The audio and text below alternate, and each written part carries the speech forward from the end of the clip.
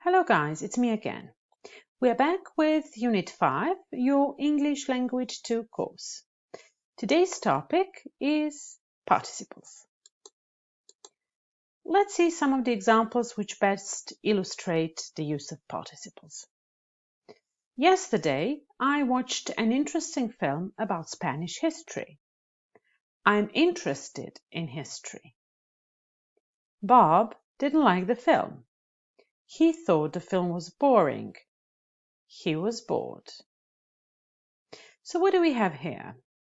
In the first example, we have two different examples, basically of the same word.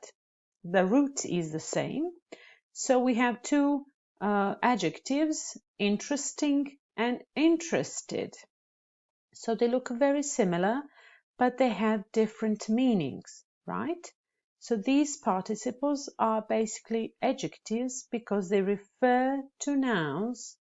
And as all other adjectives, they refer to nouns. Nouns denote people, animals sometimes, and objects or things. In the second example, we have also a very similar situation. Bob didn't like the film. He thought the film was boring. He was bored. Okay, so what do we see? There is a pattern.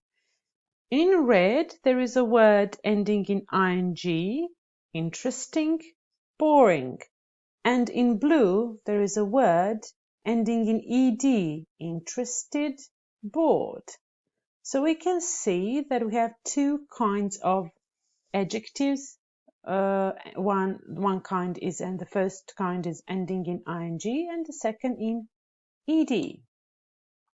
So participles used in adjectives are basically past participle ending in ed and present participle ending in ing. Okay, so how do we make a past participle form of some verb? We take a verb, for example, to bore, and we add ed, bored. To excite, we add ed, excited. To break, we cannot add ed because this one is irregular, so broken. This is the way we make present participle of a given verb. To bore, boring. To excite, exciting. To break, breaking. Okay, so we have the three kinds with ed basically, or past participle, and three with ing or present participle. Meaning and use of participles used as adjectives.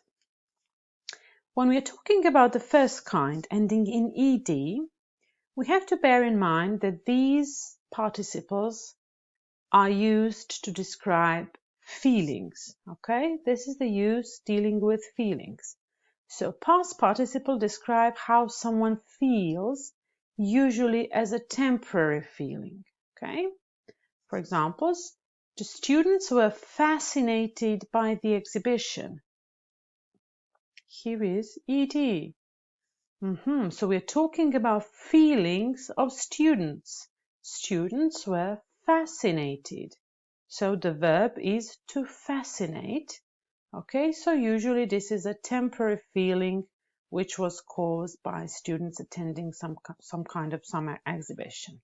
Okay, so participle with ed is used usually only for people, sometimes animals, because things don't have emotions, don't have feelings. So with things, we don't use ed participle. Okay? This is a cool thing for you to learn. So we don't say London is excited city. Why? Because London is a thing. I mean, it is a city. So it's not a person. We don't use it to describe feelings. London cannot have feelings. The film was bored. Okay, this is also incorrect because the film is inanimate thing. So we cannot say the film was bored. We can say I was bored. Okay, not the film. When we are talking about the second type, the present participle ending in ing, okay, it is used to describe what somebody or something is, okay, cause or source of the feeling. So the same example, the students were fascinated, with the present participle would be like this. The exhibition was fascinating. The exhibition was fascinating, okay? Or London is an exciting city. Or the film was boring. So, participle ending in ing can be used for people, animals, things, situations, and ideas, okay? Depending on the meaning. To recap, when we are using past participle ending in ed, we are using it to describe how someone feels, usually as a temporary feeling, and it only refers to people. Okay? Participle, present participle ending in ing describes what somebody or something is, okay? And can be used for people, situations, things, animals, and ideas. Okay? Both ed and ing can be used for people and animals. Okay? For example, the dog is frightening or the dog is frightened. These are different meanings. Frightening, frightened. Okay? Frightening, causing somebody to feel frightened. Jason is quite interesting, but we can also say Jason is quite interested. Okay. Let's try to feel the difference with doing a couple of exercises given in your textbook. So this one, number 1 says complete the sentences for each situation. Use the word in brackets plus, or meaning and. You should add ing or ed. The first one has been done for us. Okay, let's go through it together. The film wasn't as good as we had expected. So the point is to use the word given in brackets. We have the verb disappoint. The film was disappointing and we were disappointed. Okay? So people, ed, feelings. Let's try to do the second one. Donna teaches young children. It's a very hard job, but she enjoys it. The verb given, exhaust. She enjoys her job, but job is exhausting. At the end of the day, she, as a person, is often exhausted, right? Okay, let's move on to the third example. It's been raining all day. I hate this weather. The verb given, depress. The weather is Can you do this one on your own? This weather makes me. It's silly to get because of the weather. Okay, we have 3 examples. Let's do it again together. The weather is, okay, so this is not a person. The weather is depressing. This weather makes me, as a person, depressed. It's silly to get depressed because of the weather. It's getting easier, right? Claire is going to Mexico next month. She has never been there before. Excite. E is missing here. It will be an exciting experience for her. Going to new places is always exciting. She, as a person, is really excited about going to Mexico. Well done.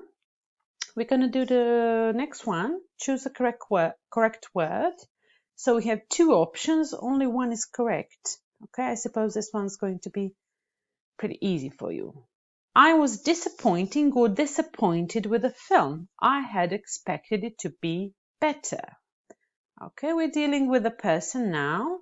So the point is to decide whether I had a feeling, okay, or I caused somebody to feel in a certain way. So I was disappointed with the film. Are you interested in football? The correct option is, are you interested in football? The football match was very exciting. I enjoyed it. It's sometimes embarrassing when you have to ask people for money. Do you easily get embarrassed? I had never expected to get the job. I was really amazed when I was offered it. She has really learned very fast. She has astonishing progress. I didn't find the situation funny. I wasn't amused. It was a really terrifying experience. Afterwards, everybody was shocked. Why do you always look so bored? Is your life really so boring? He's one of the most boring people I've ever met. He never stops talking and he never says anything interesting. Well done. And the last one, this is the last exercise for this video, and probably the most useful one. Complete a sentence using a word from the box. This is the box.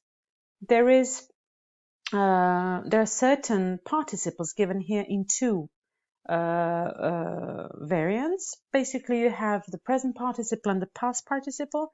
So the idea is to read the sentences and try to fill in. Okay. So at this point, my advice for you would be to stop the video, to do the sentences on your own, and afterwards to get back to the video and check whether you've done it correctly or not. But as far as I'm concerned, I'm going to read the correct sentences as they should, or at least one of the ways to do them. He works very hard. It's not surprising that he's always tired. I've got nothing to do. I'm bored. The teacher's explanation was confusing. Most of the students didn't understand it. The kitchen hadn't been cleaned for ages. It was really disgusting. I seldom visit art galleries. I'm not particularly interested in art. There is no need to get excited just because I'm a few minutes late. You can also put, there's no need to get annoyed just because I'm a few minutes late. The lecture was boring. I fell asleep. You can also say, the lecture was confusing, but with I fell asleep, the best option is boring. I've been working very hard all day and now I'm exhausted. I'm starting a new job next week. I'm very excited about it. Steve is very good at telling funny stories. He can be very interesting. Liz is a very interested person or interesting. She knows a lot, she's traveled a lot, and she's done lots of different things. Liz is a very interesting person. Thank you so much.